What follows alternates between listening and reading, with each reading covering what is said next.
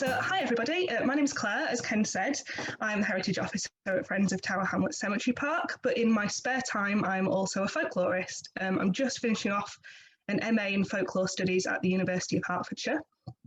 So today we're going to have a bit of a whistle-stop tour of the importance of trees and cultural heritage and to the British landscape. We're going to look at what makes a tree ancient or noteworthy. We're going to look at why trees are significant in mythology and religions. We're going to look at stories as a way to save from redevelopment and age-related damage and the downsides to that fame. And of course, we're also going to look at some case studies of some of Britain's best-loved trees and their stories, which I'm sure is what you're all here to really hear about. You're right to go to the next slide for me, Ken. Lovely. So trees have always played an important role in the British landscape. They provide food, shelter, and the air we breathe, but the presence of trees also shapes the personality of the landscape around us. The way we manage our trees and woodlands sculpts our landscape and creates the difference between regal parks, country hedgerows, lonely single trees, or the wildest of woods. Now, humans have been crafting their own wooded landscapes for millennia, with historical evidence of woodland management found as far back as the Mesolithic period, which dates approximately from 10,000 BC to 8,000 BC.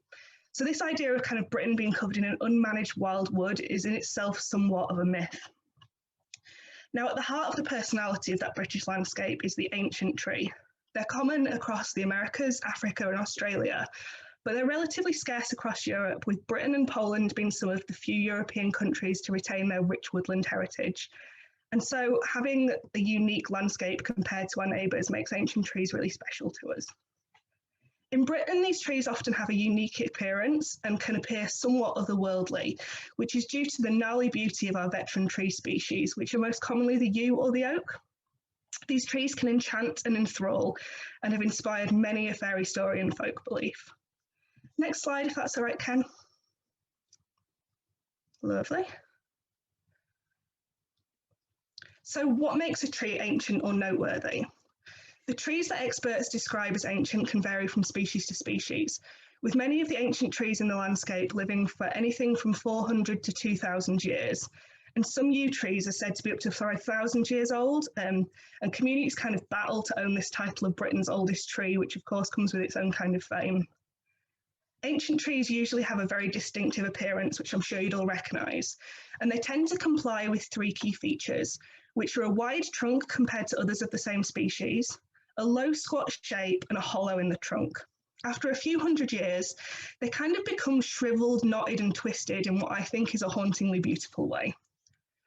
Now, over the years, trees begin to be a focus point for the communities that live around them, and are often put to a variety of societal uses, which each brings stories and memories with them.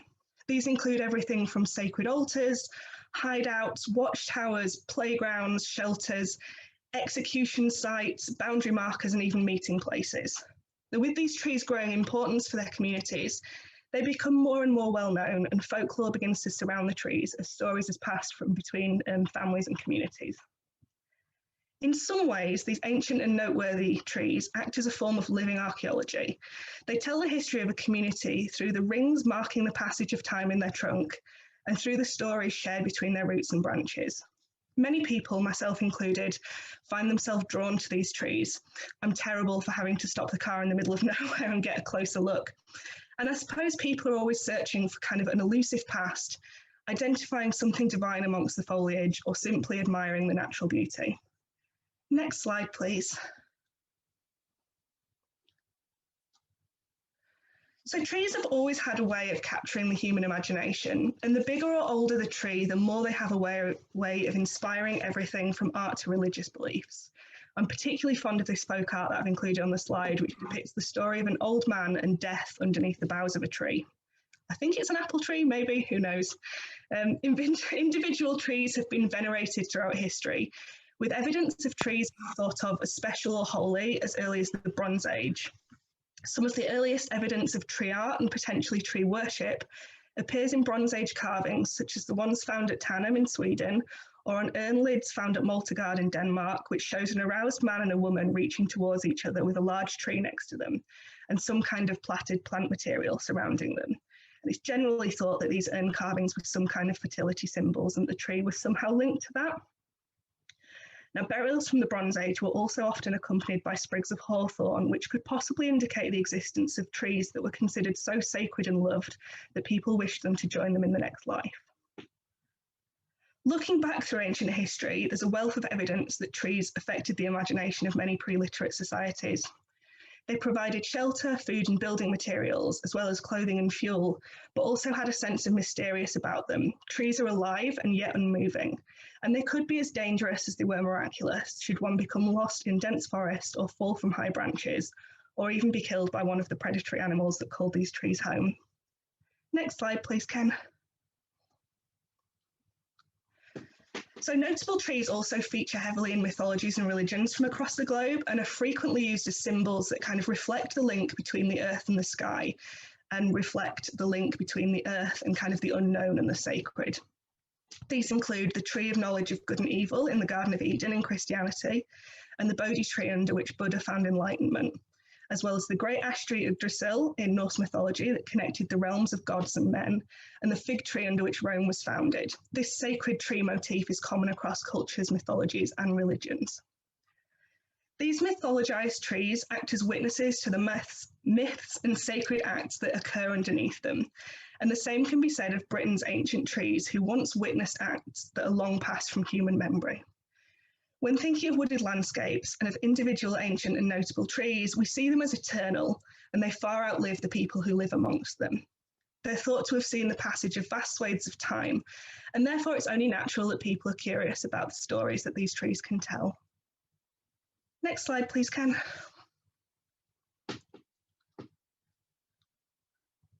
So now I'm going to talk a little bit about the oak tree. I'm just going to have a swig of water first, excuse me. Until the 18th century, people believed that Britain's ancient oaks were the oldest surviving tree in the world, and oak trees are often referred to as the king of trees.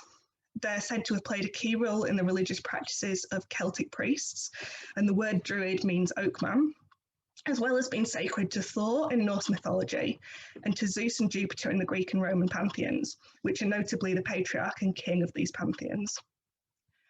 Oak trees were also often used as boundary markers between villages, alongside ancient standing stones and other landscape features such as rivers, hills and boulders.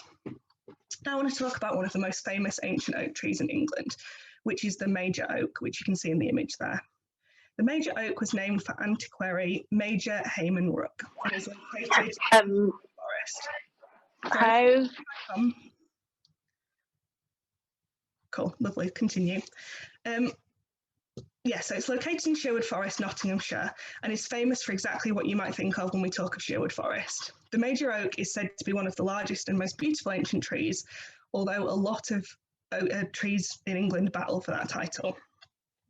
Now, as you should be able to see in the image above, if Zoom is behaving itself, the tree is an almost perfect example of an ancient oak with deep roots, a thick hollow trunk, which measured 11 foot in 1990. And it also has a wide canopy, which is caused by pollarding, which is a form of oak management. Despite national recognition and locals declaring otherwise, the tree is sadly neither the oldest or largest oak in the country. However, it's one of the most famous due to the tree's links to one of England's most notorious outlaws, Robin Hood. This oak tree was said to be the meeting place for the merry men. I'm just going to read out the quote that I've included on the slide here. So it's beneath, some say inside, this tree that the legendary Robin Hood, from 1250 to 1350, defender of the poor, is said to have met with his merry men. If this was the case, the Major Oak would have had to be reached a good size by the 13th century, making the tree possibly around 1,000 years old today. Now, the exact age of the Major Oak is really difficult to confirm because the science is quite inaccurate when dating ancient oaks. However, it's believed to be somewhere in the region of 500 years old rather than 1,000. It's important to consider age when thinking about the cultural heritage of ancient trees, as often the local lore does not match up with the scientific evidence. In the case of the Major Oak, it's unlikely that the tree's age is a match for the folklore. However, this does not stop hundreds of people visiting yearly to see Robin Hood's meeting place and flocking to the sites of many of the other oldest trees in Britain. Next slide, Ken. Lovely. So the Robin Hood Festival is a free festival that's been taking place for about 36 years, except for this year because of COVID restrictions, of course. But generally it sees around 350,000 people enjoying 7 days of reenactments, food and drink stalls, medieval music, sword fighting, archery, and loads of other kind of have-a-go activities. At the heart of the festival is the major oak, which you can see in the picture there, which helps to lend a sense of connection to the legend of Robin Hood, even if that connection is a dubious one. Visitors love to think that they're standing on the same soil where Robin Hood and his merry men once ate, slept, and revelled in their stolen riches before giving to the poor of Nottinghamshire. The major oak is the link between the public imagination and an idea of a mythical past which we so love to connect with. The Robin Hood story, as with many legends in the British Isles, may have some basis in historical truth. It may even be that a band of outlaws did meet at the major oak at some point in history, even if the time frame does not match the age of the tree. The historical realities are really not as important as the stories that are founded in the folklore and the legends that have evolved through the generations. Perhaps this legend has simply warped over time in a generation-long game of Chinese whispers. What this legend does provide, if not truth, is a reason for heritage tourists to visit the tree. The truth of the tree's story being less important to the average visitor than the legend of the brave outlaw who robbed from the rich to give to the poor. Next slide, please, Ken.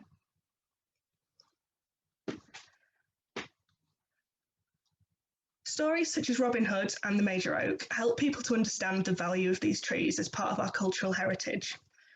Folklore helps to add value to a tree by reminding us of the important relationships between people and trees and promoting it. It can help protect trees that are often at risk from felling, road building, and city planning by inspiring campaigning for things like tree preservation orders. These stories can also help to draw in tourists, which in turn helps to pay for the management costs associated with maintaining trees. As you may have noticed in the previous slides, the major oak now needs support from metal poles and regular, really expensive maintenance to prevent the branches from collapsing entirely. In the past, they've taken really extreme measures to keep it upright, including covering it in metal chains, which has now grown into the tree itself. They did that in 1904. And at one point, the tree was completely filled with concrete and its limbs covered in lead and fiberglass, which obviously caused way more damage than it preserved. So the Tree of the Year campaign, which is run by the Woodland Trust, is held annually and winners are chosen by a public vote. In 2019, the prize was a £1,000 Tree Care Award, which helped pay for specialist support to maintain the well-being of the winning trees. Whilst the Tree of the Year campaign is designed to highlight both ecologically and historically special trees, the winners have often been ancient trees with a rich cultural heritage and plenty of stories to tell that capture the country's imagination and inspire them to vote. The Tree of the Year campaign has been formidable in the provoking of support and sympathy for some of our best ancient and notable trees. Winners of the prestigious award have included Nellie's tree in Leeds, which is locally known as the Love Tree and was grown in the shape of an N to woo a girl. And I'm really sorry for any Welsh people in the audience, but I think it's the Pwllpredig oak in Carmarthenshire that is said to have hidden a king in the trunk. And of course, the major oak was also a winner. Next slide, please, Ken. Now, the Allerton Oak in Liverpool was 2019's winner of the prestigious award, and I just thought I'd take a moment to tell you about the history of this wonderful tree and the stories and significance that kind of brought those votes in. As you can see from the slide, the oak bears a really big resemblance to the major oak in size and shape and the way it's been preserved through the supports to its branches. Now, they're just looking at redoing those, and the cost to redo the supports is around £80,000, just to give you an idea of the cost involved in maintaining these trees. It is a whopping 5.5 metres tall and produces 100,000 acorns every year. This oak tree is believed to predate the Norman conquest in 1066, and according to local legend, was once home to the medieval 100 Court. So Allerton didn't have its own courthouse, and the tree became an ideal meeting place to hash out local difficulties and crimes. There's a huge crack in the trunk of the tree that's said to have been caused by an explosion of the gunpowder ship, the Lottie Sleigh, in 1864. And during World War II, soldiers' families would send leaves and acorns from the tree out to the front to remind soldiers of home and as a symbol of protection. Now, these stories caused a whopping 11,000 people to vote for it to be awarded Tree of the Year, and it beat the dragon oak tree on the Isle of Wight, which is said to have been a dragon slain by a knight before it turned to wood, and the fallen tree in Richmond Park that continues to grow despite being felled by a storm some years ago. Next slide, please, Ken.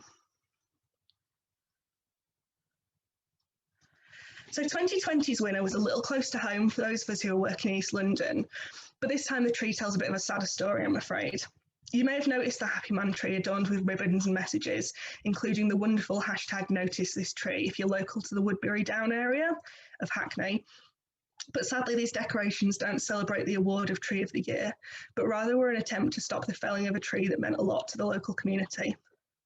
The Happy Man tree is a 150-year-old plane tree, so it's not quite ancient for the species as they can live for several hundred years, but it's still old enough to have cemented itself into the story of Hackney and the people who live there. The tree is named after a now demolished pub, and the Tree of the Year contest, along with more DIY protests and community art projects, were used to draw attention to the tree's plight in a bid to save it from the redevelopment of the area. Despite the hard-fought efforts of campaigners sharing stories from the estate to bring the tree to national attention, and the admittance of developers that plans could have been altered to save it, the tree was felled on the 5th of January this year, and there was absolute uproar in the community. I think Notice This Tree was a poignant message and one that drew on the memories and stories of the tree at the heart of a community that sadly fell on deaf ears. But it is a really important message for those who are wishing to fight the battles of other notable trees in danger from redevelopment and the likes of HS2. Shout about your stories before it gets to this stage. Next slide, please, Ken. So despite cultural heritage tourism and campaigns such as the Tree of the Year being a great asset to preserving these ancient and notable trees through protection orders and increased funding to care and maintain them, an increase in visitor numbers can also pose great risk to the trees as communities, that we as communities are trying so hard to protect. Referring back to the major oak for a minute, increased visitor numbers have begun to compact the ground around the tree's roots, which causes poor soil structure and restrictions to root development, which can even risk the tree being blown down in stormy weather. The major oak's now been fenced off completely to ensure its future, and so that visitors can enjoy a tangible glimpse of the legend of Robin Hood for many years to come. This has begun to be a familiar setup for those who see a lot of ancient and notable trees across Britain. As a lot of well-loved and visited trees become at risk from climbing, tree hugging, ground compaction, as well as contemporary tree customs, that including carving names into trees, leaving coins and other offerings, tying rhythms to branches, or even removing parts of notable trees to take home as souvenirs. All of these little rituals that are often seen as honouring the tree in some way can have huge negative effects on the health and lifespan of the tree in question. Next slide, please, Ken.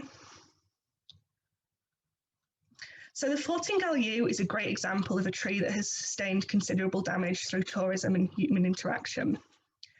The yew is famous for being the oldest tree in Britain, and it might actually be this time, with an age estimated to be anything from 2,000 to 5,000 years old.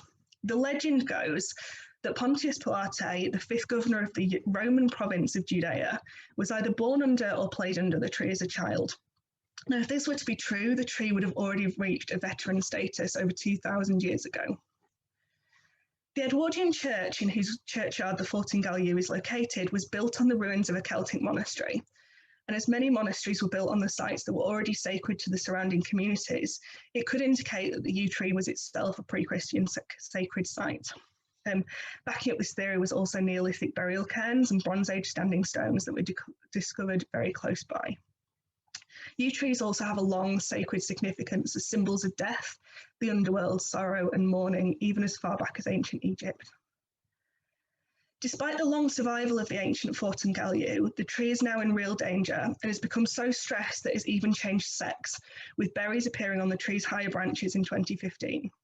Destructive ritual interaction with the tree was evidenced in 1838 when the Reverend Robert MacDonald wrote of boys burning fires at the root of the yew tree during the festival of Beltane on the 1st of May, and this ritual destruction seems to have carried forward into the present day.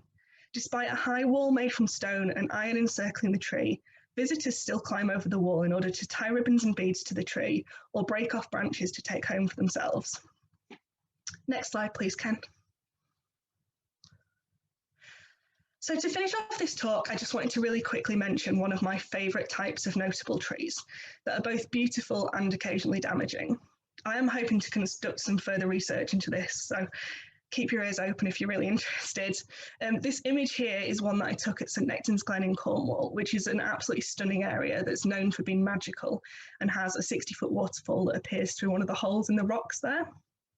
It's gorgeous, I really recommend taking a visit. So the image there, this is a Clute tree, which is also known as a wishing tree or rag tree. And they've become one of the most well-known ways in which people ritually engage with trees in contemporary Britain. These trees are traditionally located next to holy wells or springs, such as the Clute tree found at the Black Isle in Munlochy in Scotland. But Clutes and other offerings are now found on many other notable trees across Britain. And historically, a Clute is a length of ribbon or a fabric strip that's tied to branches as a symbol of pilgrimage or perhaps as a request for a cure for illness. Despite attempts to suppress the custom during the Reformation, the rituals continued. It's now been found at many non-well related notable and sacred trees across Britain, such as the Tolkien trees in Avebury, which are really old beech trees, where Tolkien is said to have been inspired to write the Ents in Lord of the Rings. However, as beautiful as they are to look at, with their bright coloured offerings hanging from every branch, the Clutes are incredibly damaging for the trees. Most ritual ribbons left hanging are now made of cheap, synthetic, non-biodegradable fibres, and they don't rot in the same way that they did in the past. If you'd really like to engage with this custom, please make sure that you're using paper ribbon or a biodegradable fabric. Next slide, please, Kim. Lovely. So just to conclude, ancient and notable trees have a really rich cultural heritage, and they form a vital part of the personality of the British landscape because of the things they've witnessed, both in evidenced history and in the mythic past. Their unusual beauty and through the ways in which we've interacted with the trees from prehistory right up to the present day. I really believe that even as our landscape continues to change to a more urban environment, ancient and notable trees will continue to inspire folklore and ritual for many generations. And that's it from me.